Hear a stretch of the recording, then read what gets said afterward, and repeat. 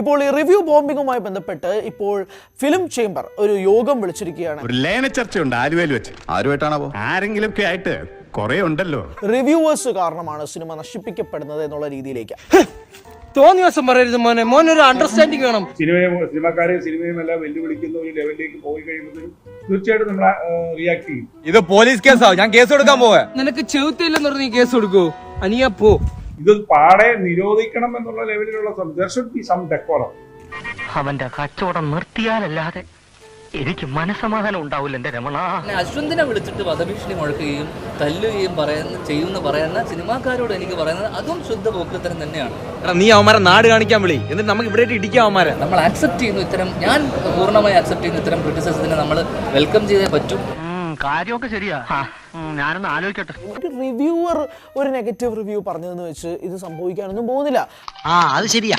അങ്ങനെയാണെങ്കിൽ ഇവിടെ പ്രധാനപ്പെട്ട റിവ്യൂവേഴ്സ് നെഗറ്റീവ് പറഞ്ഞ് എത്രയോ സിനിമകൾ ഇപ്പോൾ തിയേറ്ററിൽ ഗംഭീരമായ വിജയം നേടിയിട്ടുണ്ട്. You are correct. ഒരു പ്രധാനപ്പെട്ട തമിഴ്നാട്ടിലെ ഒരു പ്രധാന താരത്തിന്റെ ചിത്രത്തിനെ ഒരു റിവ്യൂവർ, ഒരു കറുപ്പ് എന്ന് പറയുന്ന സൂര്യ ചിത്രത്തിനെ ഒരു റിവ്യൂവർ നെഗറ്റീവായിട്ടാണ് റിവ്യൂ കൊടുത്തത്. ഒരു തെറ്റ് ഏത് അച്ഛനും പറ്റും, പിന്നെ കൊച്ചച്ഛൻ. ഒരു തെറ്റ് ഇയാൾക്കെന്നാ തെറ്റ് പറ്റാത്ത? நாங்க இப்போ சூர்யாவோட கருப்பு மூவி பார்த்து வந்துட்டு இருக்குது. என் ஃப்ரெண்டு சத்து போச்சு. படம் பார்த்த எல்லாரும் சத்து போச்சு. நான் என்னடா படம் பண்ணி வச்சிருக்கேடா ஆர் பாலாஜி. പൊതുവാൾജി എനിക്കിനെ ചോര കളക്കണ്ടട്ടാ. என்ன மாதிரி அபராதம் என் தமிழ் இனிய மக்களோடு என் மலையாளி மக்களோடு இந்த படம் பார்க்க கூடாது. இவன் என்ன கொண்டே போகும். ஏய் சூர்யா, இதுக்கும் நல்லா நீங்க ரீல்ஸ் பண்ணலாம்.